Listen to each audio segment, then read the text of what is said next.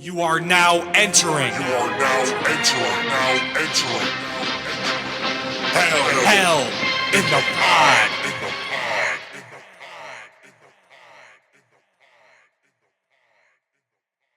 Hey, yo, what's going on, everybody? It's your boy, Gio Gump, and welcome back to another episode of Hell in the Pod, the culturally extreme wrestling podcast. And today, we are back at the MVP Arena in Albany, New York, at the International Pro Wrestling Hall of Fame with none other than the head operator, the mathematician of this place, if you would, Seth Turner. Seth, how you doing today? Gio, it's great to have you here, and welcome to the International Pro Wrestling Hall of Fame. I hope you've been enjoying a little tour that we gave, and you've taken in a little bit of the history of pro wrestling. So, how are you today? I'm doing great.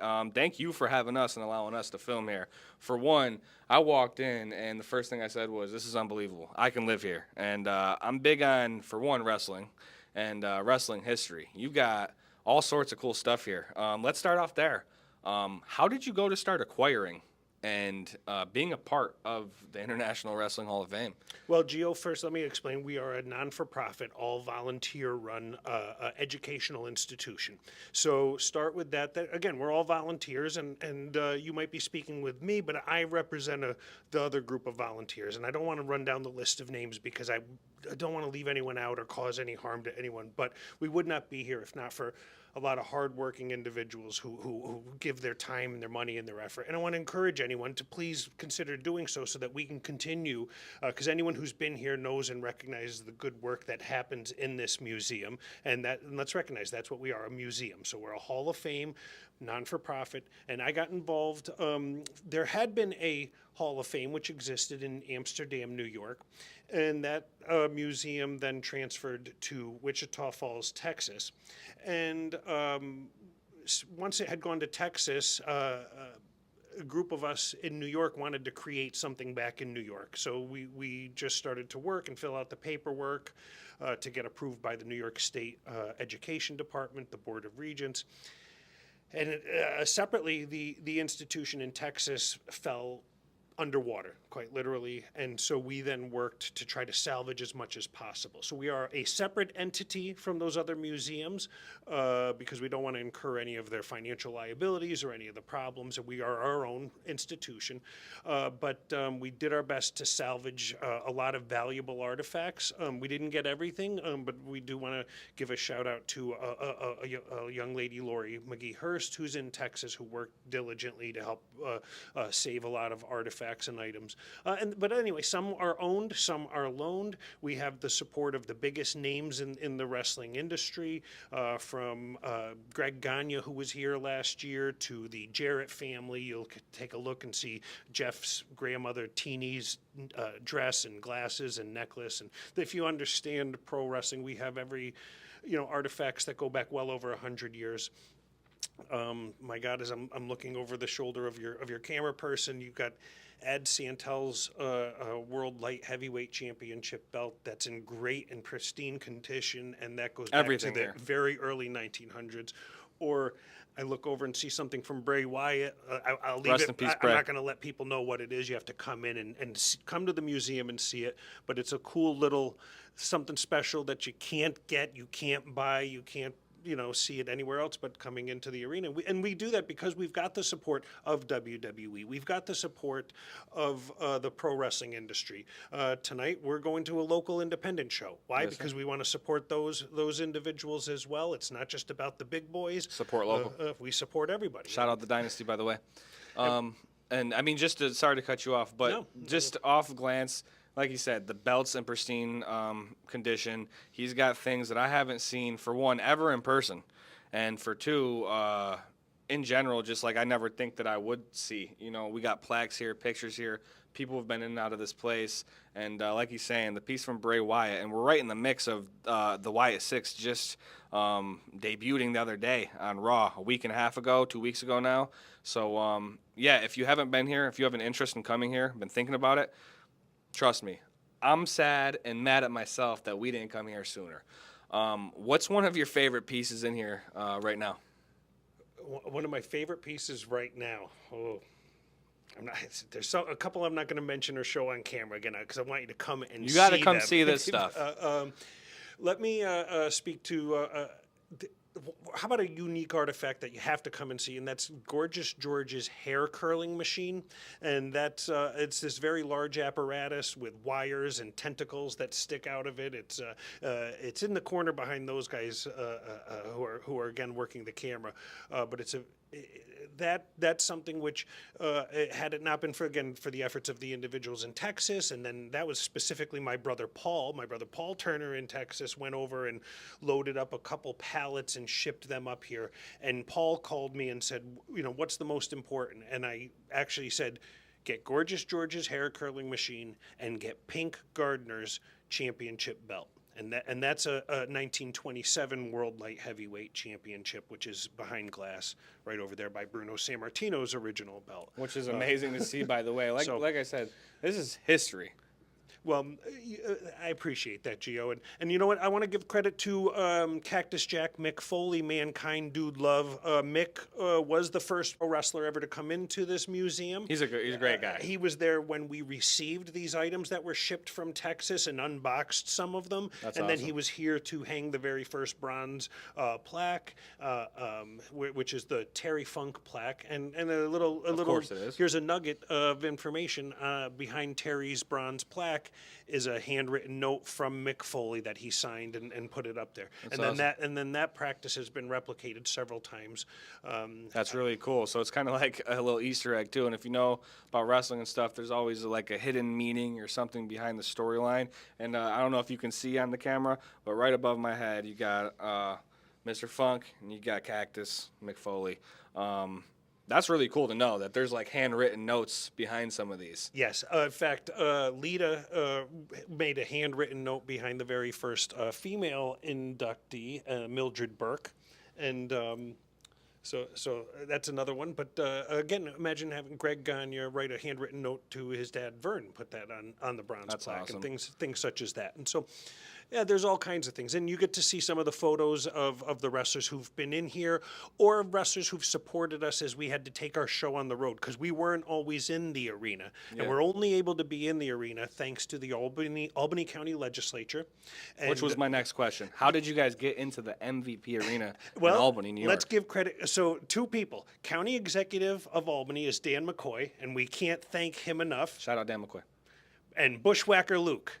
Bushwhacker Luke, what a name. Okay, Bushwhacker Luke is still out there. He comes to each of our events. He'll be at our next event in October That's of awesome. 2024. I want to get to an induction, too. And if you want to know why and how, that's because Bushwhacker Luke made sure that Dan McCoy gave us one heck of a good deal on that contract. That's and so, awesome. Again, the support of people like Bushwhacker Luke or J.J. Dillon or Tito Santana, when we first opened up, Ron Garvin, Dory Funk has been here to help see his own plaque, but I think a highlight for me would have been December of 2023 when Triple H walked in and spent 25 or 30 minutes really just enjoying the history, talking history of pro wrestling, and that's really. I want to point that out, that while people are watching what goes on in week to week, I'll share with you, Bruce Pritchard has come in here, and Michael P.S. Hayes has come in here, or AEW when they've come into town, and we anticipate that they'll be back. The referees, the ring crew, the people who work on the trucks, security, so it's really appreciated by all of those people. But let me speak as well, because we're in the arena. And people ask, well, when are you open? Here's what I'll tell you. Get a hold of us. We accommodate people. The reason How do they get a hold of you? Through our social media, or go to our website, prowrestlinghall.org. We are open for most major events that are at the arena. But due to security of the arena, you can't just have open general population all of the time. So if it's a concert, if it's bull riding, if it's monster trucks, we're going to open up, okay? Gotcha. But if someone wants to have a field trip, we'll accommodate. If someone wants to just bring their family, we'll accommodate. So get a hold of us. But that we have to meet you. We have to let the security know. So it's not just open all the time. But then when I'll share with you, we had the NCAA women's basketball tournament at March Madness of this year. We had Caitlin Clark's team going through here with Angel Reese's team going through here. So 4 days of just madness and thousands of people who came to the arena came to this museum. Last year we had the men's NCAA basketball tournament here, and UConn, who went on to win the tournament. So again, we were here 4 days in a row, and thousands of people had come in. So there's ebbs and flows, and like we know, we'll have the NCAA hockey tournament. I believe next year is what's lined up. Or some with arena football, if you know the MVP Arena. We had the Albany Empire champions, and then we had a whole debacle last year around Antonio Brown, which led to this was on ESPN every night. So we intentionally didn't open because we just didn't want to be affiliated with a lot of the craziness. So we're volunteers, and we will accommodate though, and but again, when it's a wrestling event. But I'll share with you, monster trucks, professional bull Things riding. that aren't more like this, you guys can run better and smoothly. And that's kind of one of my questions, too, about MVP Arena, because the International Pro Wrestling Hall of Fame being inside of MVP Arena is kind of history in itself. A lot of things, a lot of moments of pro wrestling history has happened in Albany at the MVP Arena, whether it been MVP Arena or the Knickerbocker Arena, whatever the case may be. Can we talk a little bit about just some of the things that have happened here? And one of mine being, because I was alive and it was my era of wrestling, when the first Money in the Bank ladder match happened, when it was on WrestleMania and it wasn't its own premium live event, which is actually happening in like a week, by the way, 2024. But Edge wins it, and in Albany, New York, John Cena just went through Elimination Chamber. The gates raised, he won the championship, and Edge's music hit. He thinks he knows me. And I don't know. I can still kind of feel like wrestling is big in nostalgia and like has a big feeling for people who are still into it now and were back then. And I just remember like the feeling I had when I watched that. And still today, if I watch replays of it, it's like one of those things. And it happened here. So talk about that and more things that have happened here. Well, let's start with that. That was New Year's Revolution, and it was the very first Money in the Bank briefcase being cashed in. And we have that briefcase here, thanks to Lita making an exchange and a collaborative relationship that we developed with WWE, because Lita and Trish Stratus came into this museum and they shot an episode of WWE's Most Wanted Treasures. They were seeking out artifacts that were affiliated with Mae Young. We maintained the ownership for that, but they maintained ownership for their briefcase, and that started a great relationship. But let's go back to that. Imagine having Lita come into this museum and share those very same stories. Right, from her point of view, too. That's right. And then now we've got that briefcase here, and then when Michael P.S. Hayes comes in and starts talking and sharing his stories of what that briefcase was, and knowing that, or when AEW came in and they started saying, hey, the first Money in the Bank was first thought of by Chris Jericho. Yeah. Hey, let's get his input on that briefcase. And so that's what those artifacts do. But let's go back to the history of this arena, the historic MVP Arena or Knickerbocker Arena. I'll let everyone know a little detail. The first match held in this arena was won by the genius Lanny Poffo. That's crazy. That's right. He beat Mr. Perfect, actually, That's wild. In the very first match in this arena. But how about the 1992 Royal Rumble, in which Nature Boy Ric Flair, with a tear in his eye, becomes the WWF. No copyright infringements. That's right. I don't know what the World Wildlife Federation even is, okay? I remember one day looking up WWF.com, and it went to the panda, right? And I was like, All right, but because Sorry. we got to keep.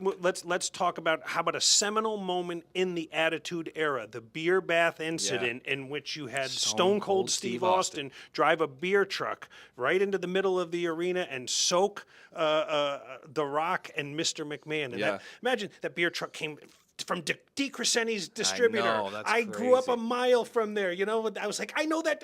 They were tripping and slipping all over the beer. It's classic, and so you have that. So you got the first Money in the Bank. How about the 24/7 title was introduced in That's this arena? crazy to How about think that? about. So by Mick Foley. Yeah. In this arena. So Buried alive match. Yes, that's yep.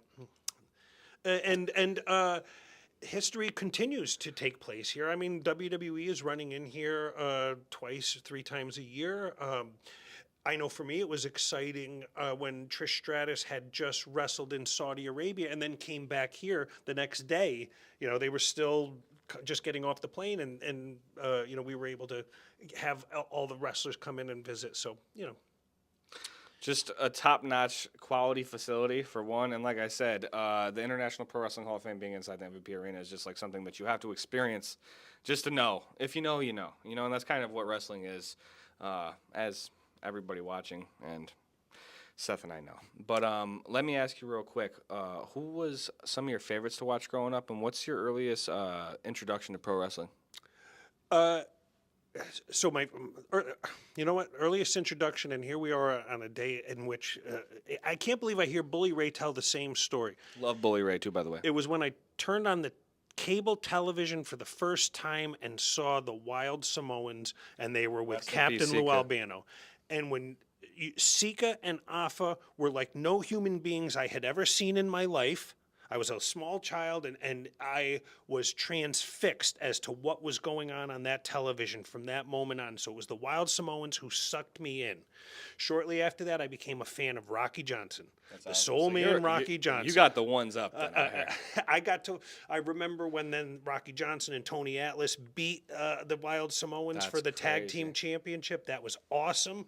I remember when Bob Backlund had the towel thrown in by Arnold Skoland and he submitted. I remember watching, we would stay up late on Saturday nights for Saturday night's main event and watching in '83 as Jimmy Snuka climbed the steel cage and, not only the time when he did the splash and hit Don Morocco, but how about the time before it when he missed, and blood spurted out of his head when he was going against, who's the guy that became Demolition there? I'll think of it, Bill Eadie, but think of it after. You guys are seeing his knowledge on this too. I mean, there's a reason he's here. Mass Superstar. Yeah. Go back and watch that match. Yeah, so coming off from, just becoming a pro wrestling fan and all those memories and nostalgia, what would you tell somebody right now who's like on the fence about pro wrestling, especially in today's day and age? Because I'm looking at a cardboard cutout of The Rock, and he said it best along with Triple H not too long ago.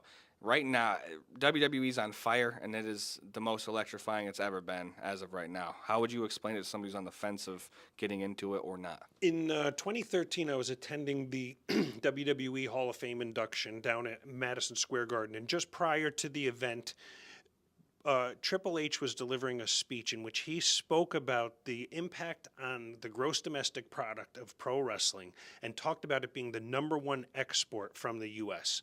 And I began to think about that concept and realize wrestling is huge. It is bigger than all of the other sports. It is bigger than most other industries. And so really when you begin to think about it from that concept, those people who aren't tapped into pro wrestling, what's wrong with them?